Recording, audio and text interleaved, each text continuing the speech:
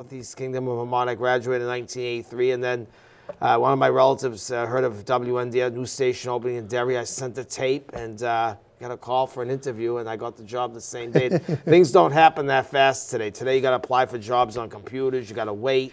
Right. You know, it's a lot more difficult of a process today. You know, not only getting a job but applying.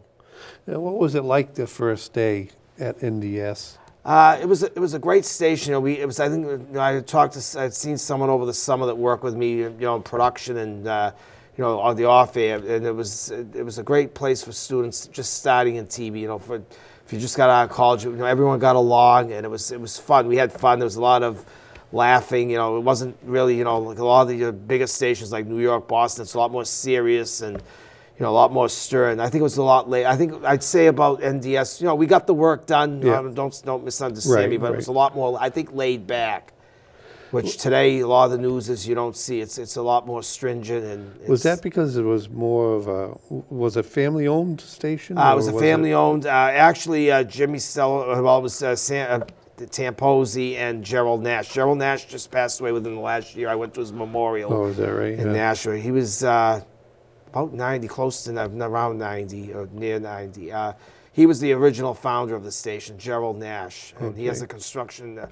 He has a real estate business on Temple Street in Nashville. I think his children and daughters are running it. But he was the founder, Gerald Nash. His wife is still alive, lives in Hudson. That's where our main tower is. It's still on his property today. Putting back into your memory some of the people that you remember working with, especially at the beginning of its reign.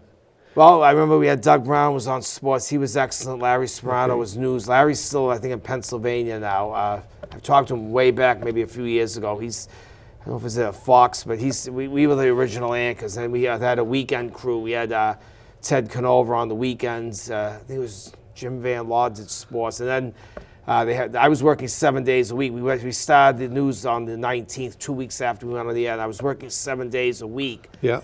Until we hired Tony Mignon, who started, I think, Thanksgiving of 1983. It sounds like you loved it. Yeah, I loved it until until Tony came and he worked the weekends and gave me the. I was working 7 days a week because the news was, you know, when we went on the air was the 5th of September. The news started 2 weeks later, and I was working weekends until they hired somebody.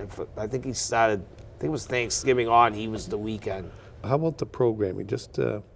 We had a lot. We had All in the Family. We had Star Trek. You know that I used to do cut-ins. You know, at times the news came. That's and what went. I think a lot of people remember. Yeah, we had the big show. There was the bowling show, and you know, my TV dropped, and there was a lot of anger in the community. That I can't say exactly definitely so how long why, was but that? We used to do it at Leda Lanes in Nashville, if I can mention. They're still there. Yeah. We used to take. We had a big bowling truck, and it was. There's no more really bowling. That, you know, it was a big. Yes. We used to do a 3-4 rating. Three. The ratings in an hour would add up to about a 3 or 4. It was a big rated show. I think you're right. It was probably one of the better, most well-known. Of course, things. we had Star Trek, All in the Family.